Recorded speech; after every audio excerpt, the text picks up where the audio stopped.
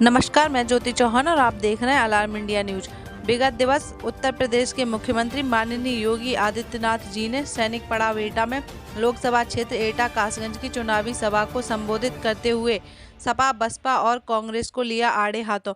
वहीं उन्होंने देश के प्रधानमंत्री नरेंद्र मोदी द्वारा 10 वर्षों के कार्यकाल में कराए गए विकास कार्यों की भारी प्रशंसा की। सबसे पहले सुपर क्षेत्र भगवान तारा श्री हरि विष्णु की परावतार की इस पावन धारा स्वरूपों में कोटि कोटि नमन करते हुए आप सभी जनता बहनों भाइयों, गरीब कल्याणकारी योजनाओं का कार्य किस हद तक हुआ? 80 करोड़ गरीब राशन की सुविधा का लाभ प्राप्त कर रहे हैं। 60 करोड़ लोगों को आयुष्मान भारत की 5 लाख रुपए की सुविधा प्राप्त हो रही है। 50 करोड़ लोगों को जनधन अकाउंट खोल करके कांग्रेस और सपा बसपा के लूट से मुक्ति दिलाने का काम किया गया है। और यही नहीं, 12 करोड़ किसानों को किसान सम्मान निधि, 12 करोड़ घरों में शौचालय का निर्माण, 10 करोड़ गरीबों के घर में उज्ज्वला योजना का रसोई गैस का सिलेंडर पहुंचना। और हमने तो उत्तर प्रदेश में यह भी किया है कि हर उज्ज्वला योजना का कनेक्शनधारी को होली और दीपावली में फ्री में रसोई गैस के सिलेंडर भी उपलब्ध करवाने का काम करेंगे। 4 करोड़ गरीबों के घर में मकान बन गए।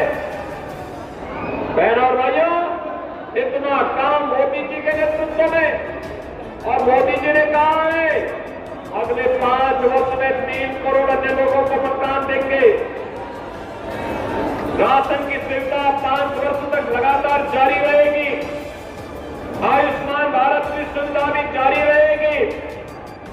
मैं तो आपसे कहने के लिए आया हूं बहनों और भाइयों, कांग्रेस और सपा के गठबंधन से सावधान हो जाइए। कांग्रेस और सपा का गठबंधन 2 काम करने के लिए आया है। एक, उसने अपने मैनिफेस्टो में क्या कहा है?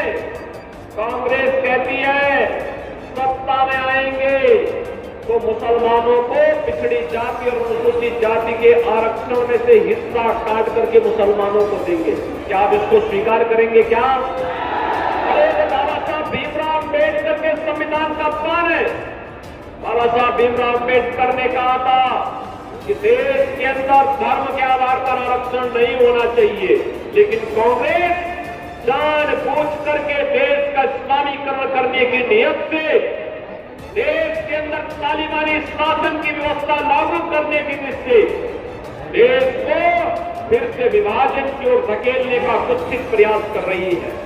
बहनों और भाइयों, एक तरफ यह आपके आरक्षण पर सेंध लगाने का काम कांग्रेस और सपा के लोग करेंगे, और दूसरी तरफ ये क्या कहते हैं अल्पसंख्यकों को उनकी रुचि के अनुरूप खान पान की स्वतंत्रता देंगे। बहनों और भाइयों, मैं पूछना चाहता हूं, ऐसा कौन सा भोजन है अल्पसंख्यकों का जो बहुत समाज इसको पसंद नहीं करता है? वह तो एक ही भोजन है, और वह है मुसलमान गौ मांस खाता है, हिंदू गौ मांस से विरोध करता है, परहेज करता है, कहता है हम नहीं खाएंगे। हाँ, उत्तर प्रदेश के अंदर गौ हत्या पे प्रतिबंध है। क्या आप कांग्रेस और सपा की साजिश में आएंगे? क्या गौ हत्या करने देंगे? क्या गौ कसी करने देंगे? क्या इसका मतलब यह है कि कांग्रेस और सपा को दिया जाने वाला कोई भी वोट महापाप का कारण बनेगा, और हम पाप नहीं होने देंगे। यह हम सबका संकल्प होना चाहिए। और इसीलिए मैं आया हूं आपसे कहने के लिए, बहनों और भाइयों, मैं आपसे इसीलिए कहने के लिए आया हूं कि सदैव बाबूजी कल्याण सिंह जी ने पूरा जीवन प्रदेश के विकास के लिए, अयोध्या में श्री राम जन्मभूमि के लिए उन्होंने अपनी कुर्सी तक को ठुकराने का काम कर दिया था।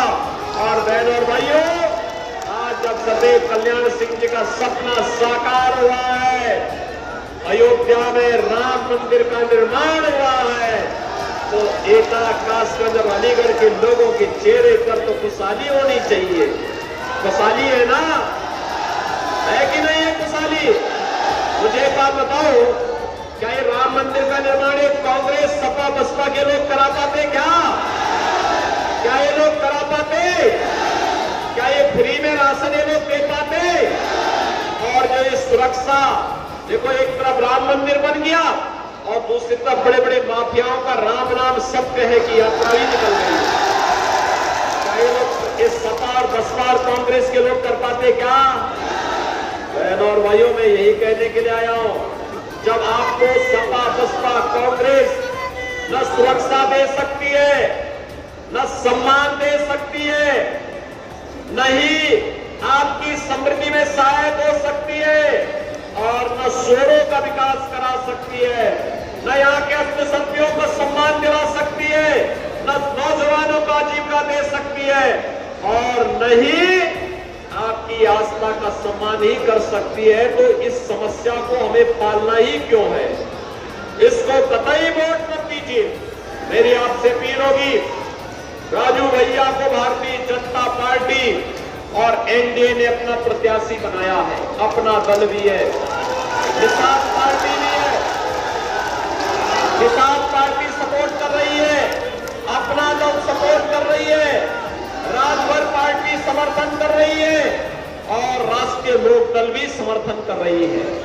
और इसीलिए मेरी आपसे अपील होगी कि सरदार बाबूजी के प्रति श्रद्धांजलि व्यक्त करते हुए आत्मनिर्भर भारत के लिए, विकसित भारत।